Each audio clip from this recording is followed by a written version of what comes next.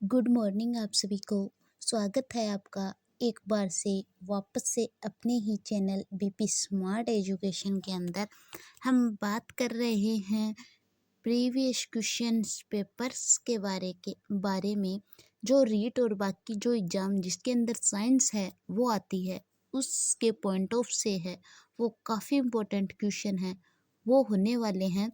तो हम सीधा चर्चा करते हैं। आज का हमारा फर्स्ट क्वेश्चन है 63 नंबर का कि पेनिसिलिन की खोज है वो किसने की। तो हम सबको पता है पेनिसिलिन की खोज करने वाले थे अलेक्जेंडर फ्लेमिंग। तो बी नंबर जो ऑप्शन है हमारे पास अलेक्जेंडर फ्लेमिंग यानी ए फ्लेमिंग, सी नंबर ऑप्शन इसका राइट आंसर हो जाएगा। अगला क्वेश्चन है हमारे पास कि निम्नलिखित में से कौन सा टूटने के बाद अधिकतम ऊर्जा देता है। तो टूटने के बाद अधिकतम ऊर्जा देने वाला है वसा यानी लिपिड है, वो टूटने के बाद है वो सबसे अधिक ऊर्जा है वो देती है। हमारे पास अगला क्वेश्चन है कि पौधों में वृद्धि से तात्पर्य है, यानी पौधों में वृद्धि से क्या तात्पर्य है। तो ए ऑप्शन है हमारे पास आकार व आयतन में चिरस्थायी वृद्धन, ये भी सही है। जीव द्रव्य में वृद्धन और शुष्क भार में वृद्धि, यानी तीनों ही ऑप्शन है वो हमारे सही हैं। तो इसलिए हमारा चौथा जो ऑप्शन है उपरोक्त सभी वो राइट आंसर आ जाएगा। अगला क्वेश्चन है हमारे पास कि ग्लूकोज के एक अणु के ऑक्सीकरण से है वो कितने ऑक्सीकरण के से है वो एक अणु के ऑक्सीकरण के से प्राप्त होते हैं, एटीपी के कितने अणु प्राप्त होते हैं। यहाँ पर ये क्वेश्चन है। तो इससे प्राप्त होने वाले जो एटीपी के अणु हैं वो पहला ही ऑप्शन 38 एटीपी के अणु है वो हमें प्राप्त होते हैं। तो ए नंबर ऑप्शन है वो हमारे पास राइट आंसर आ जाएगा, ए नंबर ऑप्शन। अगला क्वेश्चन है हमारे पास कि लाल मिर्च का तीखापन हमसे पूछा है। तो उसमें सबको पता है लाल मिर्च का तीखापन है वो कैप्सिन के कारण है वो होता है, कैप्सिसिन के कारण है वो होता है। अगला क्वेश्चन है हमारे पास कि जाइगोटिक अर्धसूत्री विभाजन की विशेषता है। जाइगोटिक अर्धसूत्री विभाजन की हमें विशेषता पूछी है तो ये हो जाएगी डी नंबर ऑप्शन, क्लेमाइडोमोनास के अंदर है वो जाइगोटिक अर्धसूत्री विभाजन की जो विशेषता है वो प्रेजेंट होती है। अगला क्वेश्चन है हमारे पास कि गेहूं के प्रमुख रोग कौन कौन से हैं। पाउडरी मिल्ड्यू होता है, ये लूज मीट होता है, कर्नाल बंट होता है, उपरोक्त सही, यानी कि चारों ही ऑप्शन है वो हमारे तीनों ऑप्शन राइट है। तो चौथा ऑप्शन हमें दिया है उपरोक्त सभी, तो ये राइट आंसर आ जाएगा। अगला क्वेश्चन है हमारे पास कि डीएनए को किसने अंतःपात्र में बनाया। तो डीएनए को बनाने वाले थे अंतःपात्र में वो थे ऑर्थर कोनबर्ग, इन्होंने बनाया था डीएनए को अंतःपात्र के अंदर। अगला क्वेश्चन है हमारे पास कि द्विगुणित गुरु बीजाणु मात्र कोशिका से सीधे द्विगुणित भ्रूणपोष के निर्माण को है वो क्या कहते हैं। तो द्विगुणित गुरु बीजाणु से द्विगुणित भ्रूणकोष के निर्माण को पूछा है तो पहला ही ऑप्शन हमारे पास राइट आंसर हो जाएगा, द्विगुणित बीजाणुता है वो इसको कहते हैं।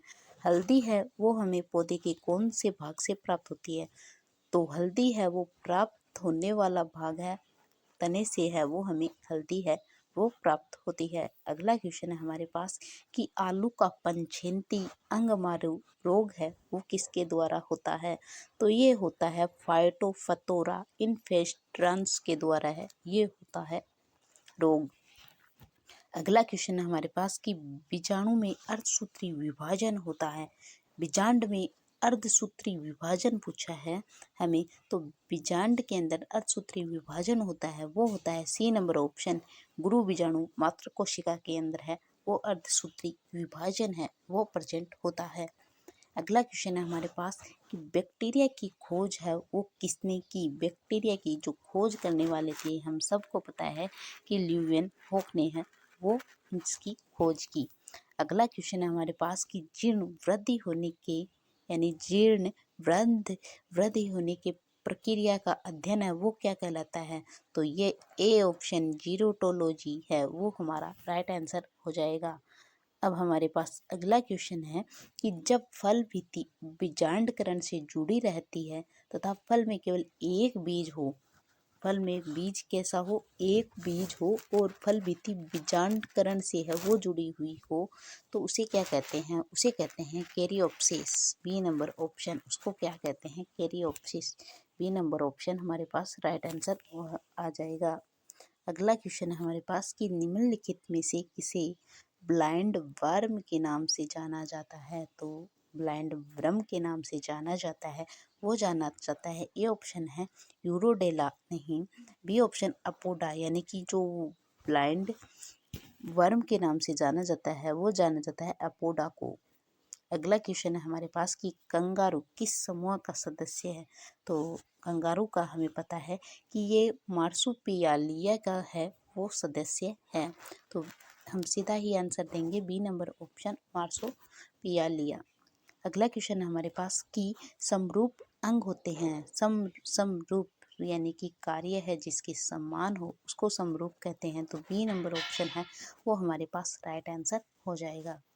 अगला क्वेश्चन है हमारे पास कि हृदय का पहला प्रतिस्थापन किसके द्वारा किया गया? तो हृदय का फर्स्ट प्रतिस्थापन है वो किया गया क्रिश्चियन बर्नार्ड के द्वारा है, वो जो हार्ट का ट्रांसफर है वो किया गया फर्स्ट। ये क्वेश्चन है वो काफ़ी इम्पोर्टेंट क्वेश्चन है, रीट प्री के लिए है, वो बहुत ही इम्पोर्टेंट क्वेश्चन है वो ये होने वाले हैं, तो आप है वो हमारे चैनल से है वो जुड़े रहिए। तो सीधा हम चर्चा कर रहे हैं क्वेश्चंस के बारे में। अब हमारा 82 नंबर वाला क्वेश्चन है कि डीएनए की संरचना को सबसे पहले किसने रेखांकित किया? तो डीएनए की संरचना को सबसे पहले रेखांकित करने वाले थे वो थे वॉटसन एंड क्रिक। अगला क्वेश्चन है हमारे पास कि माता पिता के गुण उनकी संतानों में किसके द्वारा स्थानांतरित होते हैं? तो ये होते हैं गुणसूत्र के द्वारा। वैसे गुणसूत्र न देता तो अगर जीन देता तो वो भी राइट होता, तो C number option right answer हो जाएगा। अगला क्वेश्चन है हमारे पास कि एक सामान्य मानव शरीर कोशिका में गुणसूत्रों की संख्या हमसे पूछी है, तो मानव कोशिका में गुणसूत्रों की संख्या होती है 46। अगला क्वेश्चन है हमारे पास कि वर्णांधता वाले व्यक्ति को लाल रंग है वो दिखाई देगा, कैसा दिखाई देगा? जो लाल रंग है होता है वर्णांधता वाले व्यक्ति को हरा दिखाई देता है, तो सी नंबर जो ऑप्शन है हमारे पास वो राइट आंसर हो जाएगा। अगला क्वेश्चन है हमारे पास कि किस कारण एक माता पिता की सभी संतानें एक समान नहीं होती? ये ऑप्शन है वंशानुक्रम, आनुवांशिकी विभिन्नताएं, या फिर वंशानुक्रम विभिन्नताएं भी आ सकता है इसकी जगह नाम। बी ऑप्शन है वातावरण की विभिन्नताएं, या दोनों, तो हम सी जो ऑप्शन है वातावरण और आनुवांशिक विभिन्न